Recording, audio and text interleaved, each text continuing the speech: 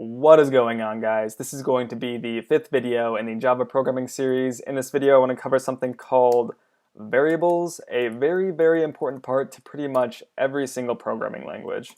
So variables are basically pretty much the same thing like in math class, but you can do a lot more with them when it comes to programming.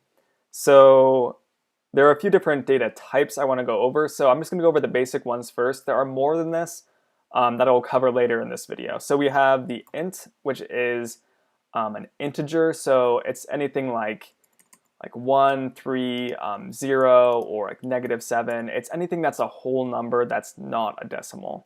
Then you have something called floats. These are your decimals, so it's like 1.3, 0.0, minus 8.7, or something like that. Then you have something called char, which stands for character. So this is anything like a letter of the alphabet, to keep it simple. So A, B, T, anything like that. And that can be lowercase, uppercase, anything like that. Also, you have something called bool, and bool stands for boolean. A boolean value is just any value that's either true, false, 1, or 0. 1 always meaning true for the most part, and 0 always meaning false. So these are your basic data types. You can declare a variable by just typing in one of these data types. So I can say int number equals 1. So I'm declaring a variable number, and I'm setting it equal to 1. And it's an integer. So you get the data type, then you name your variable. So this can be anything I want. This can be number, this can be num, this can be smoothie. It really can be whatever you want, just like a variable in math class. So that's how you declare a variable. I'm going to cover some of the other data types right now, just so you know that they exist. There are a few different kinds of integers, is how I'd like to think about it. You have something called a short and a long. And a short is basically a integer that can't go as high. So a short can go to I think around about up to about 30,000, and then the computer has no way of representing anything past that. So if you're working with numbers that are greater than 30,000, you want to use an int. And then long is just something that works with numbers that are way higher than an int even.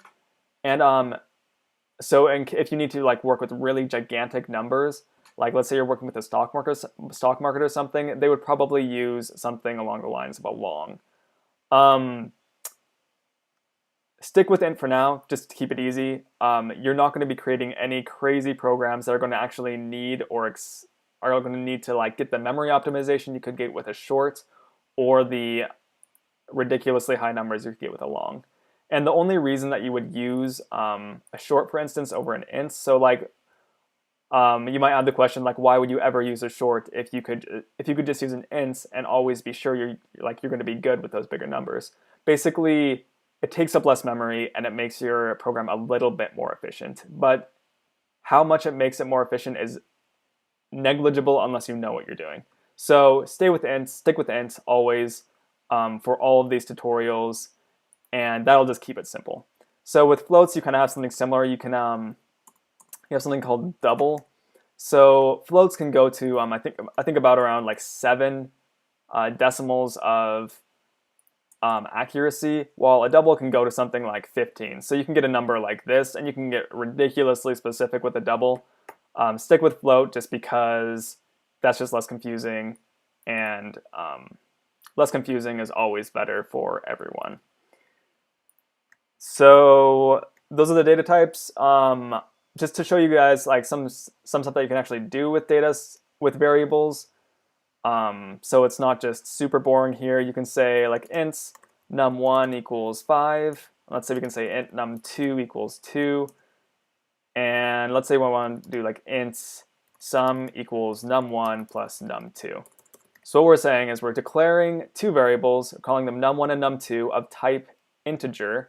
We're setting them equal to 5 and 2, and then we're creating a new variable and adding those variables and putting them in this sum here.